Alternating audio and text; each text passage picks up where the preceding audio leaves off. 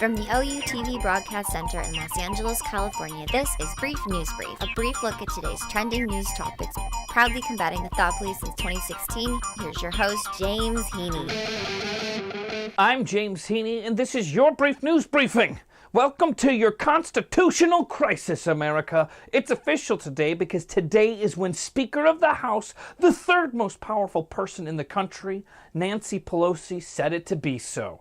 Nancy warned from the floor of the House that House Democrats might move to hold more Trump administration officials in contempt of Congress. Why?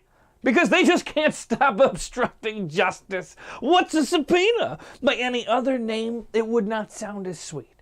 Technically, the constitutional crisis was first named yesterday by Jerry Nadler, the chairman of the House Judiciary Committee. Now, this was after a House committee voted to hold Attorney General William Barr in contempt of Congress for refusing to turn over an unredacted version of the special counsel's report, along with any of the report's underlying evidence. It seems like a small request for Congress, right?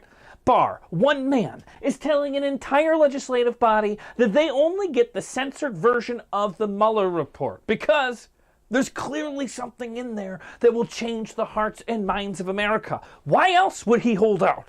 Now, Ms. Pelosi said that Democrats would bring the contempt citation to the floor for a vote of the full House when we are ready. And she went on to say, will the administration violate the Constitution of the United States and not abide by the request of Congress in its legitimate oversight responsibility? Every day, they are advertising their obstruction of justice by ignoring subpoenas and by just declaring that people shouldn't come to speak to Congress. The battle is on. Is America paying attention? Civics lessons, people. Democracy is trying. What's going to happen? Are you going to pay attention to a Starbucks cup, or are you going to pay attention to an American crisis of judiciariness? Today, President Trump said that he had received a beautiful letter from the Chinese President Xi Jinping. A beautiful, beautiful letter. It read, "Dear Mr. Beautiful Man, please don't blow up the world's economy like you blew up your own personal economy in the 80s and 90s. No, I'm just kidding. The letter said, let's work together. Let's see if we can get something done, period.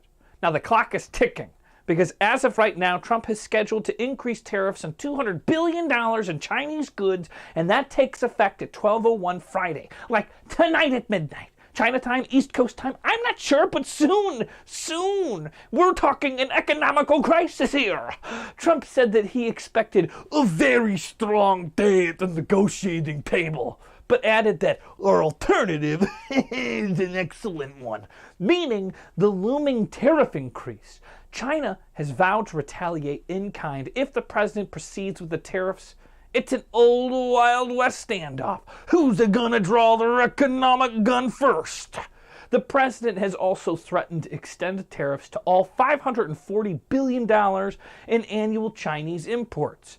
Most economists say that such a broadening of the trade conflict would inflict serious damage on both economies. But Trump don't care because he's a strong man. Now Wall Street's nervous. Everyone's bracing for chaos. The madman negotiators behind the wheel. Hang on, America! Gun bust in L.A. Today in Los Angeles officers in L.A. seized more than 1,000 guns from a Bel Air mansion. The source alleged that an individual who was living there was illegally selling guns. Aerial images show stacks of weapons, including hundreds of rifles and pistols, as well as ammunition and manufacturing equipment. LAPD Lieutenant Chris Ramirez said during a news conference Wednesday that he had never seen so many weapons in his career of 31 years. He called the arsenal astounding. And it's still not clear exactly what Gerard Damien Sands was doing. He's 56. Why he was storing so many guns? I don't know. Perhaps it was to sell them. Or perhaps he was saving them up for the inevitable, if you talk about the climate crisis, the constitutional crisis, the economic crisis. Maybe he was preparing for the upcoming apocalypse, to be the biggest gun dealer on the apocalypse market in the sprawling city of Los Angeles.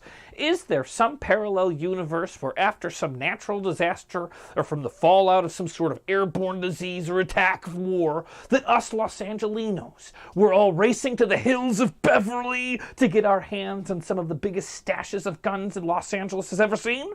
What will we do to protect ourselves now from the unending doom? Well, if the plan was to make a break for the guns at the end of the world party, well, scrap that plan. He's busted and he's out of the business. Seems like LAPD now has the biggest stash. What will the LAPD do with all of those guns?